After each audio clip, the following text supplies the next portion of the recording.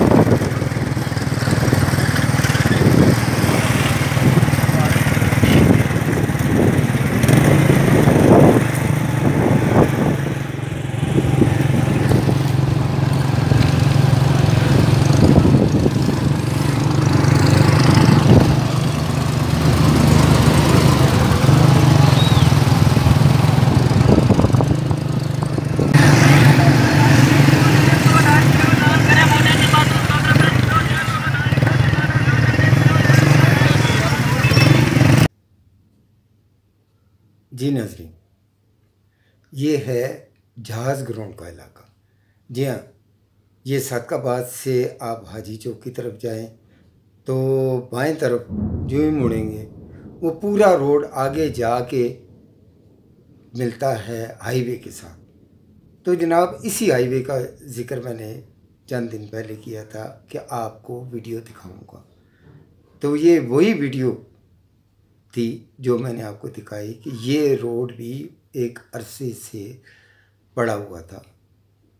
जहाँ कहीं फुटपाथ बनाने के लिए जगह खोदी गई वहीं छोड़ दी गई, जहाँ कहीं नाला बनाने के लिए जगह खोदी गई वहीं छोड़ दी। आपको दिखाया सादकाबाद सर्विस रोड पे UC 25 पे पिछले 6 महीने से गली खोदी हुई थी, इन्होंने नहीं बना के गए। फिर मौजूदा हुकूमत आई, उसने चंद दिनों में वो नाले जो दरमियान में बनाए हुए थे PTI ने अपने नक्शे के मुताबिक उनको मुकम्मल किया, बनाया। फिर वहाँ से अब ऊपर से मुकम्मल किया। अब ये देखें, मैंने आपको दिखाया है कि आपने देखा है कि ये रोड जो है अब बनना शुरू हुआ है और कितना इम्पॉर्टेंट रोड है। एक तरफ डॉक्टर कदीर ख़ान रोड है और साथ ही इसके ये मेन रोड है और इसी मेन रोड के ऊपर एयरफोर्स वालों के फ्लैट हैं, दफातर हैं और कितना इम्पॉर्टेंट रोड है। इन्होंने किसी एक के साथ जुल्म ज़्यादती नहीं की, बल्कि मैं तो ये कहूँगा कि जो इस मुल्क की हिफाजत करते हैं उन्होंने इनकी हिफाजत की, लेकिन इन्होंने उनको भी नहीं बख्शा, उन रोडों को भी नहीं बख्शा, किसी को नहीं बख्शा, अवाम को नहीं बख्शा। तो अब ये इनका रोना ये कि जनाब हमें मेहरबानी करें, दोबारा लें आएँ और दोबारा हम आके दोबारा इस मुल्क की तरक्की करेंगे। ये बताएं कि आप क्या तरक्की करेंगे। अभी तो फवाद चौधरी साहब ने वकीलों से माफ़ी मांगी है। जनाब, इदारों को बर्बाद कर रहे थे, इदारों को बेचने के चक्कर में लगे हुए थे। कुछ इदारों में तो ये हाल था कि बेचारों को न मेडिकल के पैसे मिलते थे ना कुछ मिलते थे, लोगों ने अपना इलाज कराना छोड़ दिया था। उन इदारों के सरबराह कुछ नेक लोग आए, उन्होंने कुछ जद्दोजहद की, आवाम के लिए कुछ जद्दोजहद की, अपने इदारों में काम करने वालों के लिए जद्दोजहद की और फिर जो जद्दोजहद करता है उसी को बदनाम किया जाता है कि तुम खा गए। अच्छा, खाने वाला बच जाता है। बड़ी हैरानगी की बात है, हमारे इदारों में भी ये हाल है कि कोई भी इन्वेस्टिगेशन पूरी नहीं होती और पूरी ना होने की वजह से जिनको सज़ाएं मिलनी चाहिए थी उनको सज़ाएं नहीं मिलती। और ये हम बार बार बात दोहराते हैं कि देखें ना कि जब तक इदारों को मजबूत नहीं बनाएंगे तो इदारे काम नहीं करेंगे। आप इदारों के पीछे लग जाते, नहीं हमारी मर्ज़ी के इस बंदे को सज़ा दो, इस बंदे को सज़ा दो, इस बंदे को सज़ा दो। कितने अफसोस की बात है।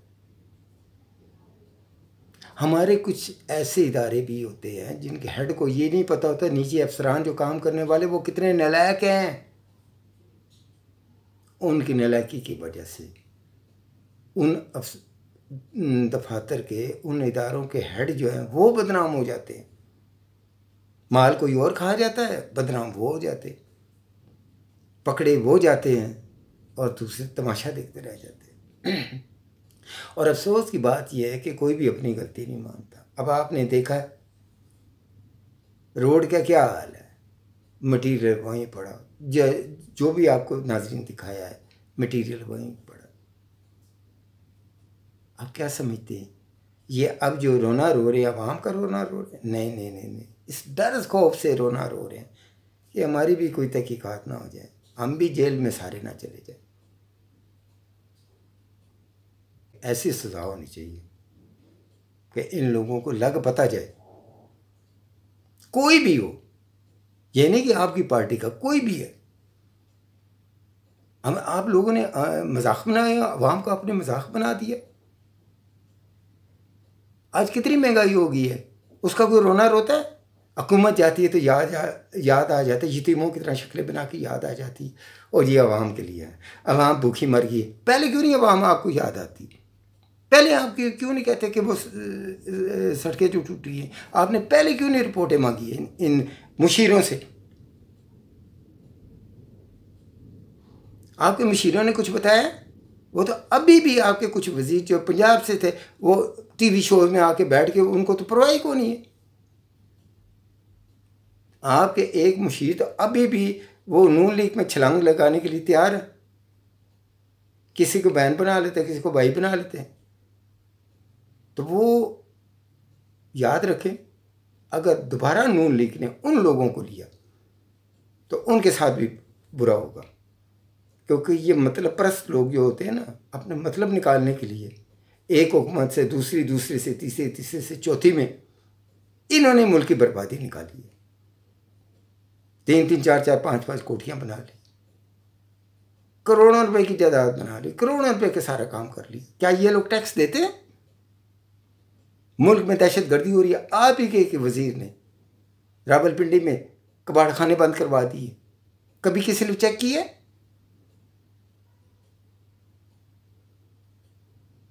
मैं हुकूमत से ये अपील करूंगा, वज़ीर आज़म साहब, शहबाज शरीफ साहब, रावलपिंडी के जितने कबाड़ खाने हैं ये सब बंद करवा दिए थे। इनकी आड़ में बहुत सारे काम होते हैं। जब आप तहकीकात करवाएंगे ना तो फिर आपको पता चलेगा इनके आड़ में कौन कौन से काम होते हैं। और बाकायदा सज़ा मुकर्रर कीजिए। आपको याद है कि नवाज शरीफ साहब ने भैंसों के ऊपर पाबंदी लगाई थी, शहरी आबादी में लगाई थी ना। उस वक्त लोग कहते थे नहीं, मैं कहता हूँ जायज़ था।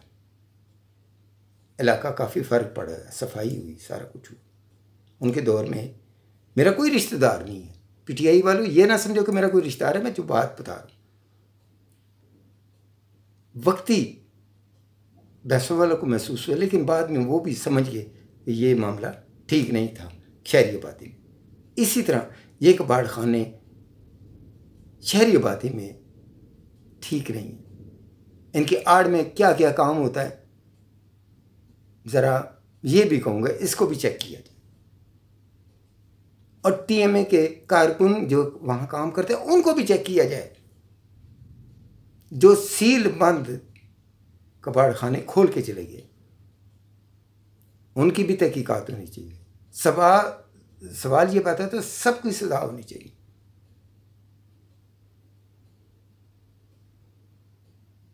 मैं पीटीआई के वज़रा से ये कहूँगा कि आप लोगों की गलती की वजह से, मुशीरान को भी कहूँगा कि आप लोगों की गलती की वजह से आज इमरान खान भुगता और उसकी हुकूमत गई है। ये जो आप मामे चाचे पालते रहे ना, इन्हीं की वजह से।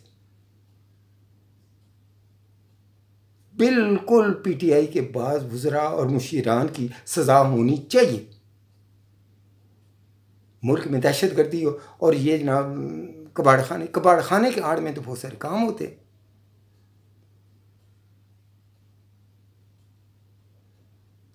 सड़कों का क्या हाल है आपने देखा, जहां कहीं मटेरियल पड़ा, चीज़ पड़ी, वही छोड़ के चले गए। अभी भी सर्विस रोड के ऊपर यूसी 24 में दुकान के सामने पाइप लगा हुआ, किसी ने कूड़ा उठाया नहीं, किसी ने वहां से जुल्म यह कि पूरा रोड यहाँ भरा पड़ा। अवाम किस किस चीज़ का रोना रोए? अवाम लीडरों को रोए या अपने पेट के लिए कुछ करे?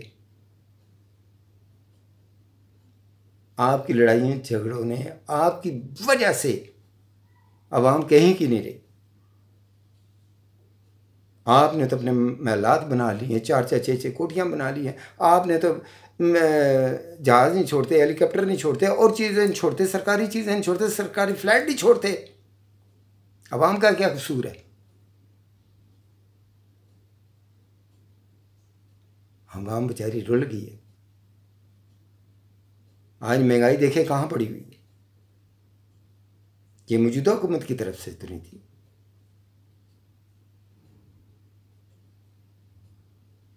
ये आपकी नालायकी की वजह से हुई। उस नालायकी की वजह, आपको जब काम नहीं आता था आप पहले काम सीखते। इमरान खान साहब, जलसे जुलूस करने से नहीं होगा। इंसान को अपना अमल दिखाना चाहिए, और आपके ना किसी वज़ीर ने अमल दिखाया है, ना किसी मुशीर ने अमल दिखाया है। चोर चोर कहते रहे, हमने ये कर दिया। हाँ, आपने एक इजाफा कर दिया, ज़्यादा से ज़्यादा ख़वातीन को कमिश्नर बना दिया, ज़्यादा से ज़्यादा ख़वातीन को अपने साथ से अमल कर लिया। और यार, इनके बगैर भी तो काम हो सकता था ना, और मर्दों का भी तो कोई काम है ना। लोगों को जिस आड़ चक्कर में लगा के आपने 3.5 साल हुकूमत की कि हम आपको हक दिला रहे हैं, ख़वातीन को ये क्या क्या, जी हम आपको हक दिला रहे हैं, आप भी आएँ। वो आप भी आएँ, आप मर्दों ने क्या काम किया है? अपने आप को भी बदनाम किया, उन ख़वातीन को भी बदनाम किया। लोगों को मतलब घरों के अजीब हालात हो गए। सवाए बदतमीजी सिखाने का कुछ हुआ 3.5 साल। मैं किसी के खिलाफ नहीं हूँ, लेकिन आपको एक बात समझा रहा हूँ, अभी भी वक्त है, समझ जाए और छोड़ दें मुशीरों को।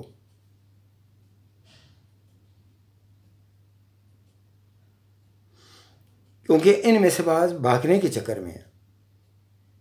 क्यों? हमें भी सज़ा ना हो जाए। जज़ा सज़ा तो होनी चाहिए ना।